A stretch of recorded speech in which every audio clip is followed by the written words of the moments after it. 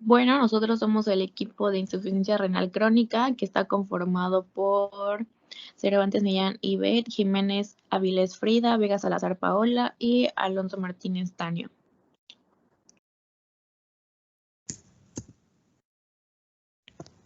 Bueno, empezaremos definiendo lo que es la enfermedad renal crónica, o también llamada insuficiencia renal crónica.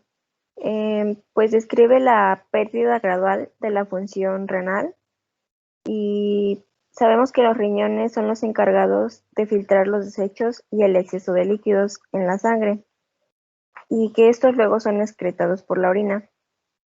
Por lo tanto, cuando la enfermedad renal crónica alcanza una etapa más avanzada, los niveles de líquidos, electrolitos y los desechos pueden llegar a ser peligrosos, ya que estos se van acumulando en el cuerpo. Por otro lado, la insuficiencia renal aguda, también llamada lesión renal aguda, se desarrolla más rápidamente, por lo general en menos de unos días, y esta es más común en personas que se encuentran hospitalizadas, más que nada en personas con enfermedades críticas que necesitan de cuidados intensivos. Esta, la insuficiencia renal aguda, puede ser fatal y requiere de tratamiento intensivo, pero si se tiene buena salud, se puede llegar a recuperar la función renal normal o casi normal.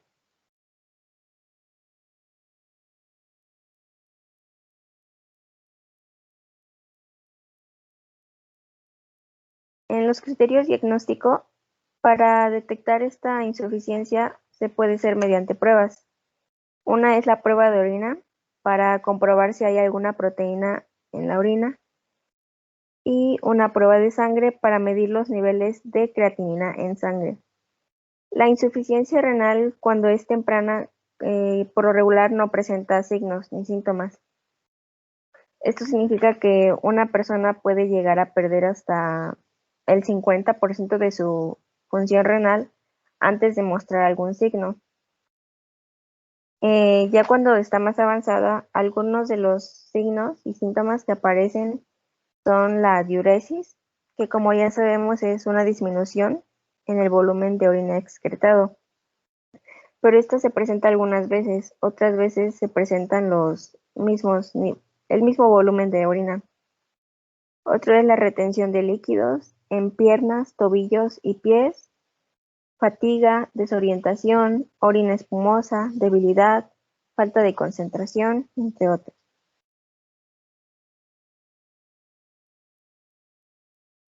Y la epidemiología de esta enfermedad, la hipertensión, un dato es que la hipertensión y la diabetes son las causas de enfermedad renal crónica más frecuentes. El 10% de la población mundial está afectada por enfermedad renal crónica. La mitad de las personas mayores de 75 años tienen algún grado de enfermedad renal crónica. Esta enfermedad puede afectar a personas de todas las edades y razas, y uno de cada 5 hombres y una de cada 4 mujeres de 65 a 74 años tienen enfermedad renal crónica. Actualmente leí que no se tienen datos específicos, pero que se estima una incidencia en pacientes con insuficiencia renal crónica de 377 casos por millón de habitantes y su prevalencia es de 1.142.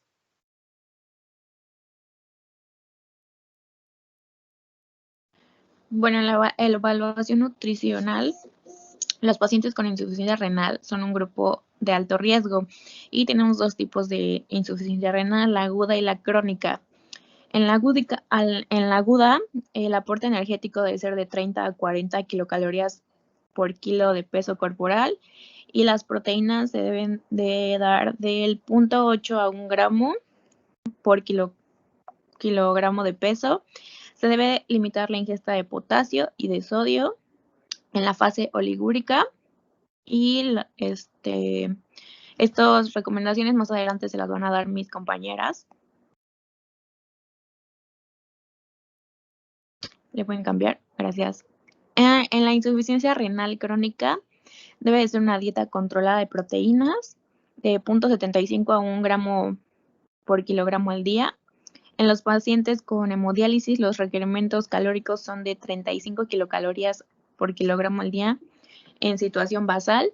La necesidad de agua depende de la diuresis residual, a lo que se le puede añadir 500 hasta 800 mililitros al día. Su aporte de sodio debe limitarse igual de 60 a 100 miliequivalentes al día. Deben reducirse al mínimo aporte de agua y sodio en pacientes anúricos, y el aporte de potasio no suele sobrepasar 1 miliequivalente al día.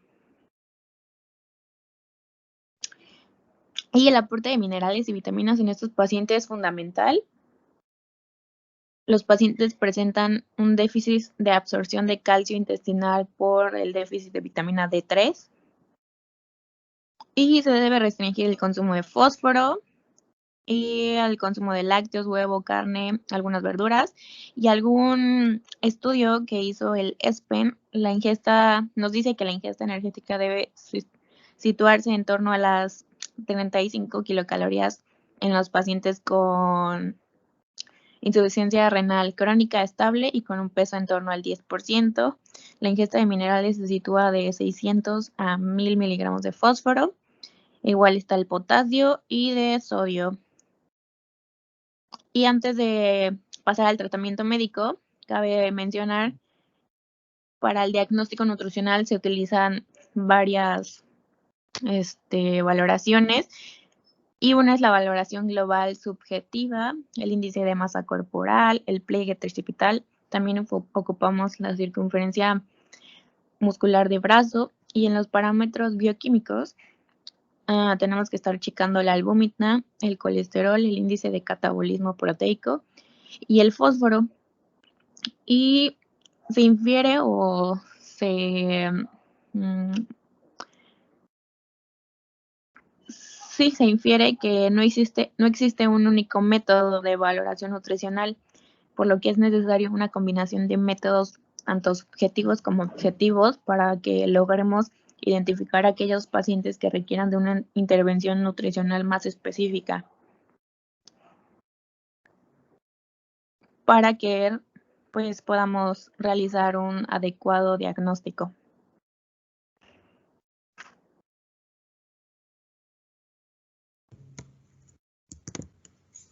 Y bueno, pasando al tratamiento médico, para un buen tratamiento médico siempre debe de haber una buena anamnesis. Recordando que la anamnesis es la información recopilada por un especialista de la salud. Que esto, bueno, nos va a orientar hacia posibles causas de una enfermedad renal crónica y obviamente nos ayudará a establecer la evolución que va tomando la enfermedad y reconocer otros factores que puedan influir en el desarrollo y en su evolución. En el cuadro que se logra ver son los principales signos y síntomas que podemos observar en una persona con una enfermedad renal crónica.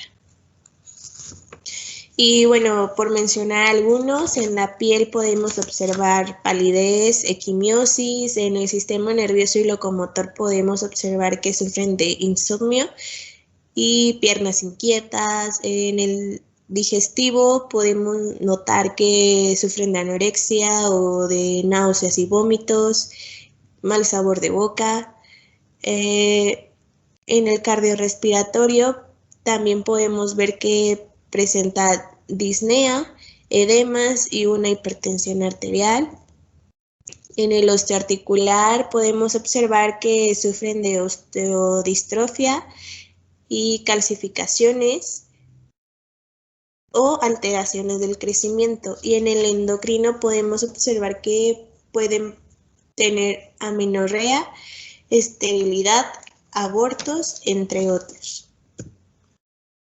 Y bueno, para las pruebas de función renal, el filtrado glomerular renal es el que nos permite clasificar la gravedad de la enfermedad renal crónica y monitorear su evolución a lo largo del tiempo. Para medirla se utiliza la CCR, que es el aceleramiento de la creatinina, y se mide porque se elimina fácilmente por el filtrado glomerular. Y bueno, estas son las dos fórmulas utilizadas. Una es basada en orina de 24 horas y la otra es por si no se dispone de una orina de 24 horas. También podemos hallar esta enfermedad en análisis de laboratorio y, por ejemplo, en un análisis de hematología y metabolismo, podemos observar que tienen anemia normocítica, que esta es bastante común en los pacientes con una enfermedad renal, déficit de eritropoyetina, que esta es lo mismo que causa la anemia, un déficit de hierro. En productos del metabolismo proteico, la creatinina puede aumentar cuando la función renal está disminuida en un 50%. En los iones podemos observar que el potasio es normal hasta las fases avanzadas de la enfermedad renal crónica y es influido por una acidosis. Y por análisis de orina podemos observar que hay poliuria y oliguria según las etiologías. Y bueno, también hay pruebas de imagen, que son las ecografías. Este es un método sencillo, rápido e inocuo y es para el estudio de enfermedades renales. Esta es más utilizada en nefrología porque permite visualizar el tamaño, la posición, la ecogenicidad, posibles asimetrías, malformaciones y uropatías obstructivas. Bueno, en este cuadrito observamos indicaciones para una ecografía, es decir, si el paciente presenta una hipertensión de difícil control, sospecha de hipertensión secundaria, cólicos nefríticos, hematuria sin infección urinaria, infecciones urinarias de repetición, un dolor lumbar de etiología no aclarada y persistente, alteraciones del sedimento urinario o proteinuria persistentes, o siempre que exista una sospecha de insuficiencia renal de origen parenquimatoso o obstructivo. Y bueno, también se puede utilizar la biopsia renal.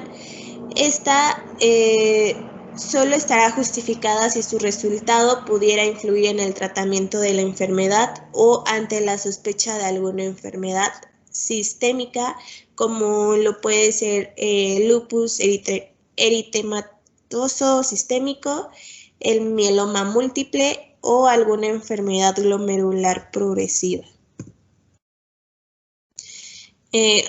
Antes de seguir con esto, es importante recalcar que una enfermedad renal tiene 5 estadios y estos se miden por el filtrado glomerular renal y junto con la fórmula que ya antes había mencionado, ya sea con la de orina o la de, si no se pudo obtener orina en 24 horas, con la segunda. Y bueno, el estadio 1 es daño renal, por ejemplo, proteína en la orina, y el filtrado glomerular debe de ser 90 o superior de 90.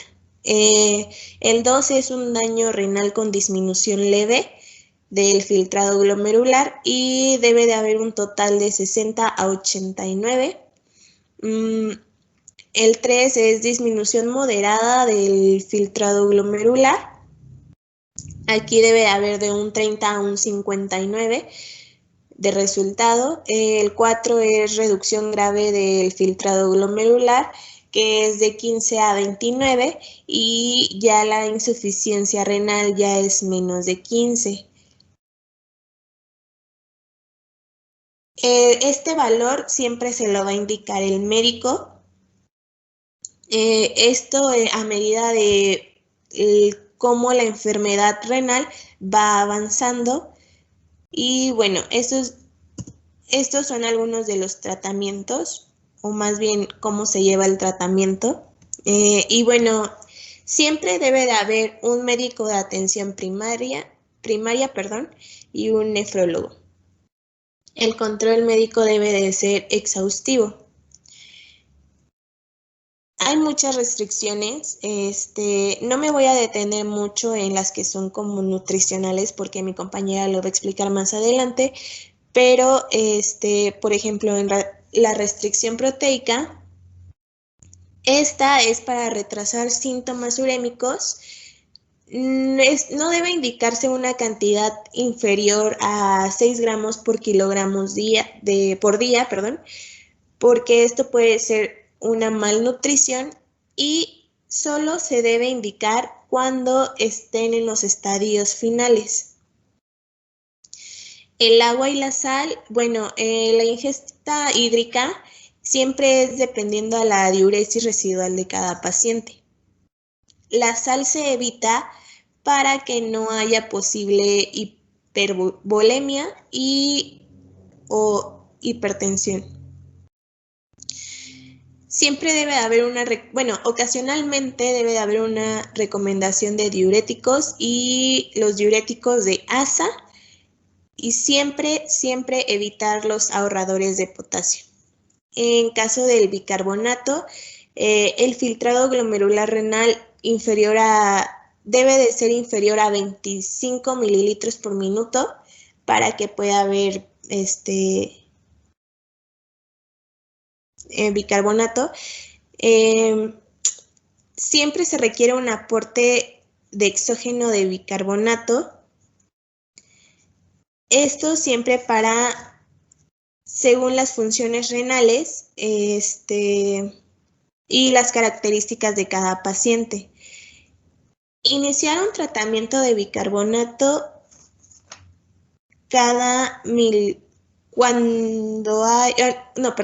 Iniciar un tratamiento de bicarbonato 18 milimol por litro siempre.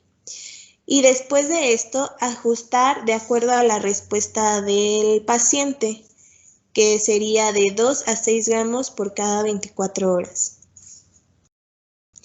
El calcio y el fósforo, el control de estos es esencial para prevenir el hiperparatiroidismo secundario y la osteodistrofia renal. Su control varía entre el calcio, fósforo y la hormona paratiroidea en cada paciente,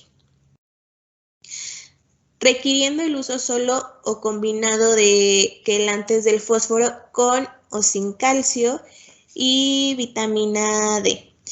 Existen diferentes tipos de quelantes del fósforo con calcio y algunas recomendaciones son el acetato cálcico, el carbonato cálcico con aluminio. El carbonato cálcico con aluminio, ese sí debemos de evitarlo. Es el único que se debe de evitar. El hidróxido de aluminio, entre otros. Las dosis de estos varían según la respuesta y el monitoreo de niveles de, como ya lo mencionaba, del calcio, del fósforo y de la hormona paratiroidea. Y siempre se debe mantener un producto de calcio-fósforo menor a 55. Y debe de haber una restricción dietética de fósforo.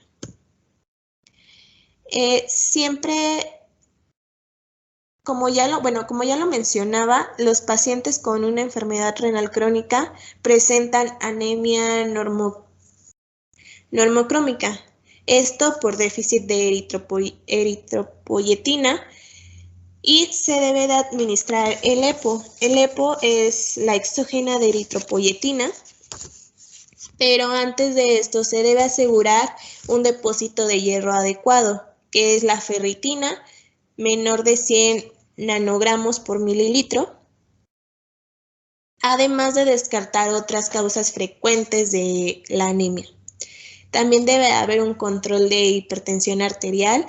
Esta es fundamental para enlentecer la progresión de la enfermedad, así como todo el sistema cardiovascular.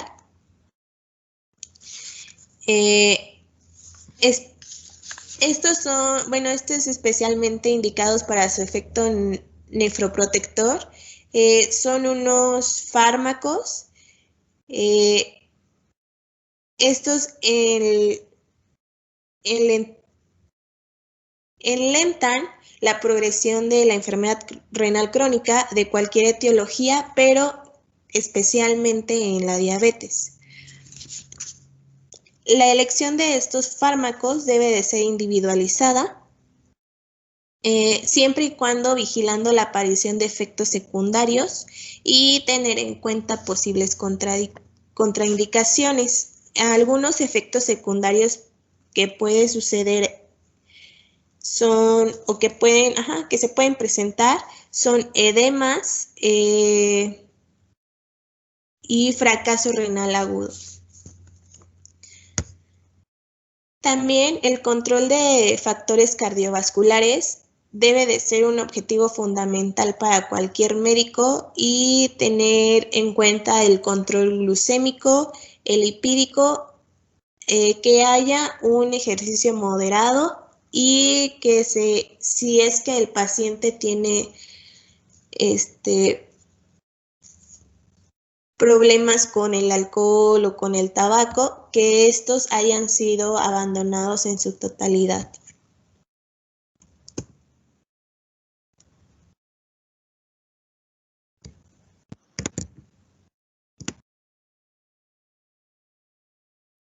El tratamiento nutricio. La dieta del paciente renal puede ser peligrosamente restrictiva si se basa en la disminución importante de la ingesta de proteínas como medida renoprotectora, baja en fósforo y calcio, pero al mismo tiempo se limita la ingesta de sodio, de verduras y de frutas por el potasio. La mejor forma de cocinar los alimentos en un paciente renal es hervir o asar en plancha o en parrilla.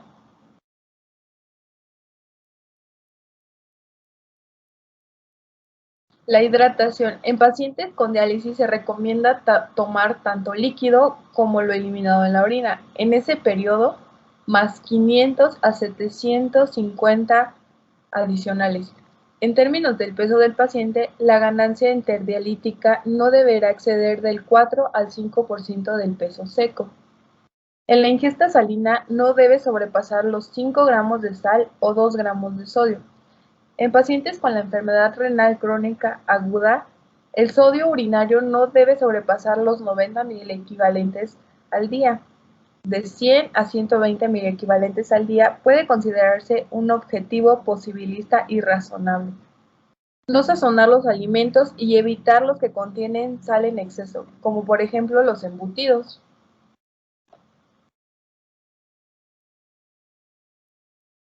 En cuanto al fósforo, los pacientes con la enfermedad renal crónica avanzada, la ingesta de fósforo recomendada no debe superar los 800 miligramos al día. Las proteínas, las recomendaciones de ingesta proteica varían en función del estadio del paciente. En la enfermedad renal crónica aguda, se recomienda una restricción moderada de la ingesta de proteínas. Y en cuanto al calcio, la absorción intestinal del calcio disminuye como consecuencia del déficit de calcitriol. Por lo tanto, se han postulado requerimientos algo mayores, aproximadamente 1.200 a 1.600 miligramos por día.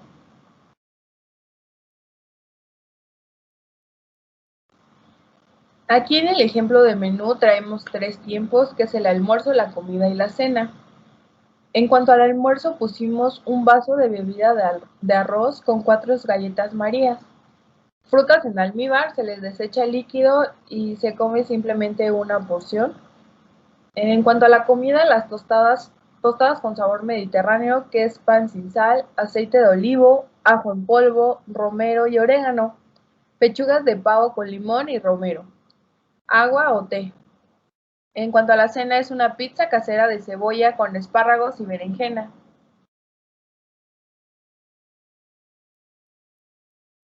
Y aquí están las referencias bibliográficas. Y creo que es todo por nuestra parte en el tema de insuficiencia renal.